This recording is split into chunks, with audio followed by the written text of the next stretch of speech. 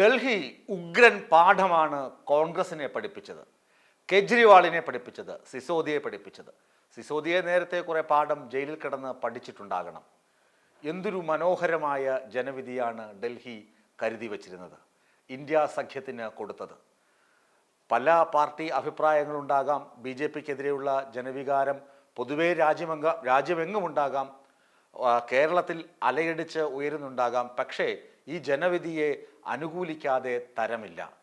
കാരണം ഇന്ത്യ മുന്നണി തോറ്റ് തുന്നം പാടുന്നത് ആഗ്രഹിക്കാത്ത ജനങ്ങളുണ്ടാകില്ല. കാരണം ഇന്ത്യ മുന്നണിയെ അത്രമാത്രം നെഞ്ചേറ്റിയ ആളുകളാണ് ഈ പാർലമെൻറ്റ് തെരഞ്ഞെടുപ്പിലെ വോട്ട് പാറ്റേൺ നോക്കുകയാണെങ്കിൽ നമുക്ക് മനസ്സിലാക്കും. അത്രമാത്രം ഇഷ്ടപ്പെട്ടു രാഹുൽ ഗാന്ധിയെയും ഇന്ത്യ മുന്നണിയിലെ നേതാക്കളെയും ഇന്ത്യൻ ജനത. അതുകൊണ്ടാണ് ബി ജെ പിയുടെ പൊടുന്നനെയുള്ള കടന്നുകയറ്റം, അല്ലെങ്കിൽ നരേന്ദ്രമോദി പറഞ്ഞതുപോലെയുള്ള ഒരു വമ്പിച്ച വിജയം ബി ജെ പിക്ക് ലഭിക്കാതെ പോയത് ഇന്ത്യൻ ജനതയുടെ ഇന്ത്യ മുന്നണിയോടുള്ള സ്നേഹമായിരുന്നു. പക്ഷേ പാർലമെൻറ്റ് തെരഞ്ഞെടുപ്പിന് ശേഷം ഇന്ത്യ മുന്നണി എന്ത് ചെയ്തു? ഒന്നും ചെയ്തില്ല, തമ്മിലടിച്ചു. ഒമർ അബ്ദുല്ല പറയുന്നത് പോലെ പരസ്പരം പോരടിക്കരുത്, തകരരുത് എന്ന മുദ്രാവാക്യം മറന്നു. പരസ്പരം പോരടിച്ചു, തകർന്ന് തരിപ്പണമായി. ഹരിയാനയിൽ, മഹാരാഷ്ട്രയിൽ, ഇങ്ങോട്ട് നോക്കി എല്ലായിടത്തും യുവമാരിങ്ങനെ തമ്മിലടിച്ച് നശിച്ചു. ഇവിടെ ഡൽഹിയിൽ പോയി AAP പരസ്പരം ചെളിവാരി എറിഞ്ഞു. കേജ്രിവാള് മദ്യനയത്തിലെ അഴിമതി വീരനെന്ന് രാഹുൽ ഗാന്ധി വിളിച്ചു പറഞ്ഞു. എന്നിട്ട് എന്ത് കിട്ടി? രാഹുൽ ഗാന്ധിക്ക് 2 ഉണ്ട കിട്ടി, അതായത് 0 സീറ്റ്. 0 സംപൂജ്യരായി കോൺഗ്രസ്. 48 സീറ്റുകളിൽ BJP RSSന്റെ ഗ്രാസ് റൂട്ട് ലെവലിലുള്ള വർക്കിന്റെ ഫലമായി 27 വർഷങ്ങൾക്ക് ശേഷം BJP തലസ്ഥാനം പിടിച്ചിരിക്കുന്നു. AAP ചൂലു പാർട്ടി എത്ര വോട്ട് കിട്ടി? ചൂലു പാർട്ടിക്ക് 22 സീറ്റ് കിട്ടി. കേജ്രിവാളും മനീഷ് സിസോദിയയും അഡ്രസ് ഇല്ലാതെ തോറ്റു. കേജ്രിവാളിന്റെ അഹങ്കാരത്തിന് കരണക്കുറ്റിക്ക് ചൂല് കൊണ്ടുള്ള അടിയാണ് ഡൽഹി പട്ടണവാസികൾ കൊടുത്തത്. അയാൾ എന്തൊരു അഹങ്കാരിയായി മാറിപ്പോയി ഇല്ലേ? ഡൽഹിയിലെ ഭരണം തുടർച്ചയായി കിട്ടിയപ്പോൾ അയാൾ അഹങ്കാരിയായി മാറി. അതുകൊണ്ട് അയാൾക്ക് കിട്ടിയ തിരിച്ചടിയാണിത്. ജനങ്ങൾ നോക്കുകുത്തിയല്ല, ജനങ്ങൾക്ക് തിരിച്ചറിവുണ്ട്. നീ അല്ലെങ്കിൽ വേറൊരാൾ ഉണ്ട് ഇവിടെ എന്ന് പറയുന്ന ജനവിധി ഡൽഹി പഠിപ്പിച്ചു പാഠം. ഡൽഹി നൽകുന്ന ജനവിധി ഇതാണ്. കാരണം ജനാധിപത്യം ഇവിടെ ഉണ്ട്. നിങ്ങൾ നേരെ പ്രവർത്തിച്ചില്ലെങ്കിൽ നിങ്ങളെ തിരുത്തും. ഇത് കൃത്യമായിട്ടുള്ള താക്കീത് നൽകുന്നത് രാഹുൽ ഗാന്ധിക്കാണ്. രാഹുൽ ഗാന്ധി ഇനിയെങ്കിലും പഠിക്കണം. ഇന്ത്യ മുന്നണി, മല്ലികാർജുൻ ഖാർഗെ ഇനിയെങ്കിലും പഠിക്കണം. അപ്പോഴാണ് CPMന്റെ പ്രസക്തി വർദ്ധിക്കുന്നത്. CPMന്റെ കരട് രാഷ്ട്രീയ നയം കഴിഞ്ഞ ദിവസം പ്രഖ്യാപിച്ചിരുന്നല്ലോ. അതിനകത്ത് പറയുന്നുണ്ട് ഇടതു പാർട്ടികളെങ്കിലും ഒരുമിച്ച് നിൽക്കണം. അങ്ങനെ ഒരുമിച്ച് നിന്നാൽ മാത്രമേ BJPയുടെ ഈ വളർച്ചയെ തടയാൻ പറ്റുകയുള്ളൂ.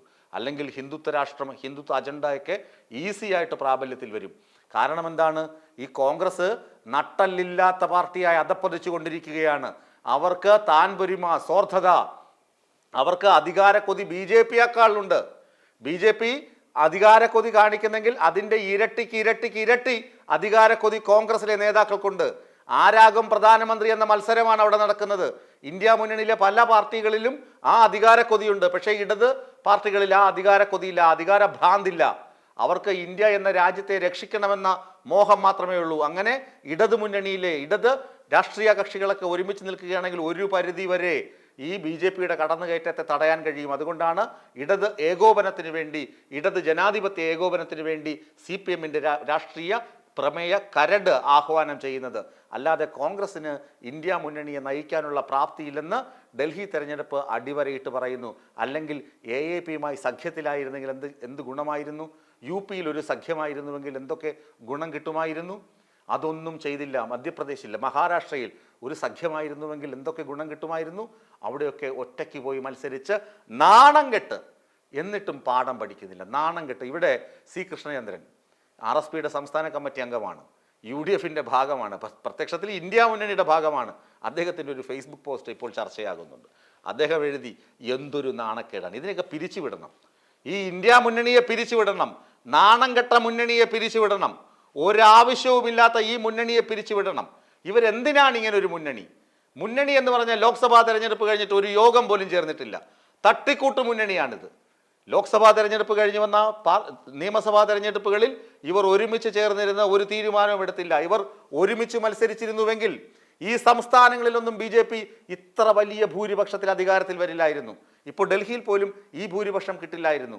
കോൺഗ്രസിന് അറ്റ്ലീസ്റ്റ് 5 or 6 സീറ്റെങ്കിലും ഡൽഹിയിൽ ഉണ്ടാകുമായിരുന്നു ഈ തെരഞ്ഞെടുപ്പിൽ.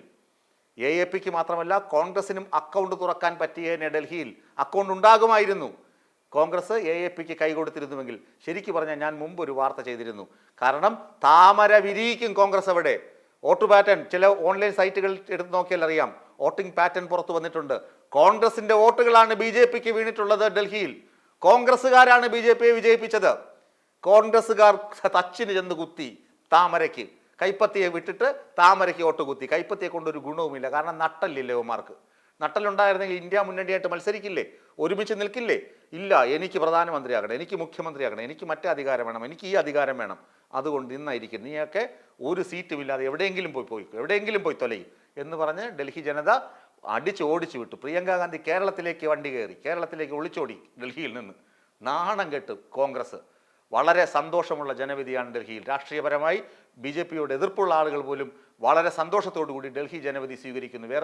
വേറെ ഒന്നും കൊണ്ടല്ല, ഇന്ത്യ മുന്നണിയുടെ പ്രത്യേകിച്ച് കേജ്രിവാളിന്റെ കരണക്കുറ്റിക്ക് 2 അടി കിട്ടുന്നത് പോലെയുള്ള ജനവിധി. മറ്റൊന്ന്, രാഹുൽ ഗാന്ധിക്ക് കൃത്യമായ പാഠം പഠിപ്പിച്ച് സംപൂജ്യരാക്കി കോൺഗ്രസിനെ. ഇനിയെങ്കിലും നാണം കെട്ട ഇന്ത്യ മുന്നണിയും കൊണ്ട് ഇനി നടക്കരുത്. നടക്കുകയാണെങ്കിൽ മുന്നണി രാഷ്ട്രീയം എന്താണെന്ന് കേരളത്തിലെ UDFനെയോ LDFനെയോ ഒക്കെ കണ്ടുപോയി പഠിച്ചിട്ട് വന്ന് മുന്നണി രാഷ്ട്രീയം കളിക്കാൻ വരണം എന്ന് പഠിപ്പിക്കുന്ന ജനവിധിയായിരുന്നു ഡൽഹിയിലെ ജനവിധി എന്ന് പറയാതിരിക്കാൻ തരമില്ല.